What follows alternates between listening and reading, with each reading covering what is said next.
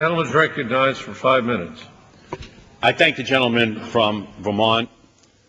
Ladies and gentlemen, today is an historic day.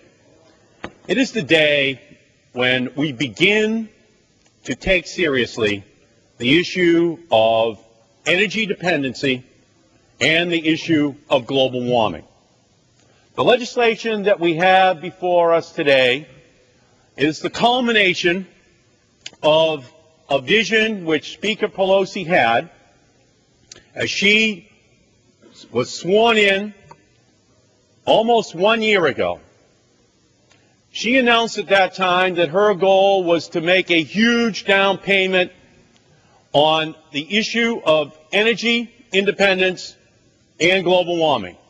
Today, we vote to pass the legislation which will send a signal not only to the citizens of our country, but to the citizens of the world that our nation is now serious about these issues. I want to compliment Chairman John Dingell of the Energy and Commerce Committee for his statesmanship and leadership on these issues throughout this year. I want to compliment all of the members on both sides who have worked so hard to bring us to this point. It has not been easy. For this decade, I have worked very hard in order to raise by 10 miles per gallon the fuel economy standard of the vehicles of our country. Back in 1985, we reached a peak of about 27 miles per gallon. And since that time, we have gone backwards. And in fact, during that period of time, we have actually seen an increase in America's dependence on imported oil go from 27% of the oil which we consume in our country to 61% of the oil that we consume in our country. That's since 1985. And that has sent just the wrong signal to OPEC and to the rest of the world. Today, in this legislation, we increase to 35 miles per gallon the fuel economy standard of the vehicles that we are going to drive by the year 2020. Now that, in conjunction with the cellulosic fuel component, the biofuel component that's built into this legislation, by the year 2030, will back out the equivalent of twice the amount of oil which we import from the Persian Gulf today.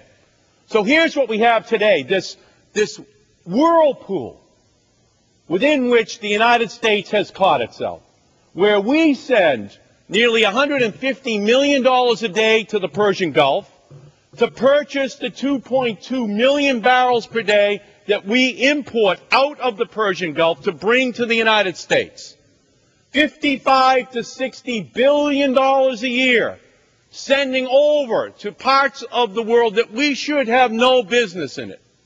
And caught in that whirlpool are 150 million young men and women in our military who are over in the Middle East protecting this oil supply so that it can come to our country. And now, for the first time, the American people are now going to be made part of this effort. We no longer are going to pretend that the efficiency of the vehicles which Americans drive has no relationship to this amount of money that we send to the Middle East and the number of troops that we have to send to the Middle East. So this is going to be a very powerful message. 2.7 million barrels of oil a day from the Middle East not having to be imported by the year 2030 because of the increase in fuel economy standards. 1.8 million barrels of oil per day in equivalents of oil in now biofuels, cellulosic fuels that will substitute for the oil that we otherwise would have to import from the Middle East. Nearly 4 million barrels of oil a day equivalent. What a tremendous victory for the American people here today. Everyone in our country will now be part of it. Rather than the Middle East, we produce the fuels in the Middle West in our country.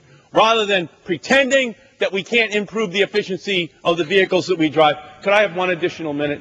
Yield 2 minutes to the gentleman from Massachusetts. I thank the gentleman from Gentleman's Vermont very recognized much. for 2 minutes. And secondly, this legislation, as it passes, will in fact reduce by nearly a quarter all of the greenhouse gases that the United States has to meet as a goal by the year 2030. So on the climate change, energy efficiency will play a huge role in reducing the amount of greenhouse gases that the United States sends up into the atmosphere. The buildings will be greener. The lighting and appliances will be better. And because of fuel efficiency and because of renewable fuels, we will reduce by the equivalent of 100 coal-fired plants the amount of greenhouse gases that we will send up into the atmosphere. What a victory. What a day that the United States Congress will enjoy today. Again, I congratulate Speaker Pelosi for her work on this legislation.